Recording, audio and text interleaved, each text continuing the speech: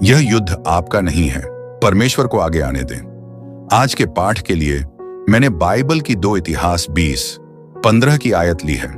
यहोवा यह कहता है, मत डरो, इस बड़ी सेना से निराश मत हो, क्योंकि यह युद्ध तुम्हारा नहीं है, परमेश्वर का है।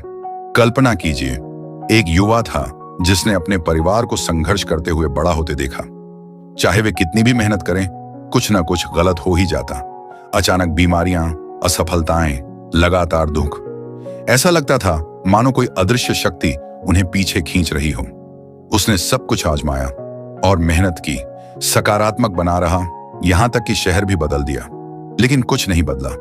एक रात वह टूट गया और धीरे से बोला, परमेश्वर, यदि आप सच में हैं तो कृपया अब आप ही संभाल लीजिए। और धीरे धीरे चीजें बदलने लगीं। घर में शांति आ गई, खुशियां लौट आईं, अवसर मिलने लगे। वह बोझ हट गया, उसकी मेहनत से नहीं, बल्कि इसलिए कि परमेश्वर ने हस्तक्षेप किया। प्रिय भाइयों और बहनों, आप कभी ऊंचे नहीं उठ सकते अगर आप हर चीज अकेले लड़ने की कोशिश करते रहें। कुछ शक्तियां आपसे बहुत पुरानी हैं, आपसे कहीं अधिक अंधकारमय हैं और मानव बल से बहुत अधिक शक्तिशाली हैं। लेकिन जब महिमा का राजा आता है तो वह सब बदल जाता है। जब वह युद्ध में प्रवेश करता है तो आप उसकी शक्ति और उसके प्रचंड प्रेम की सुरक्षा में उठ खड़े होते हैं। आपको सब कुछ समझने की जरूरत नहीं है, आपको हर समय मजबूत होने की जरूरत नहीं है।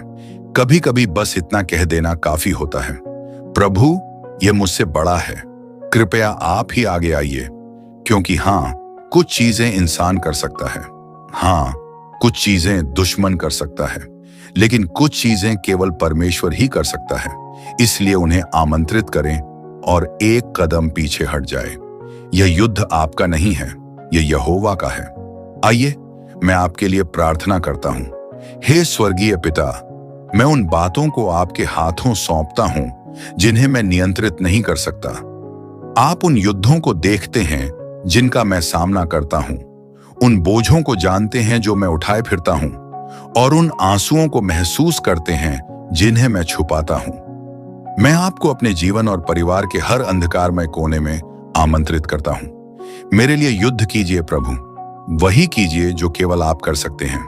मैं आप पर भरोसा करता हूं, मुझे आपकी आवश्यकता है और मैं आपको पूरी तरह से नियंत्रण सौंपता हूं। यीशु के नाम में आमीन।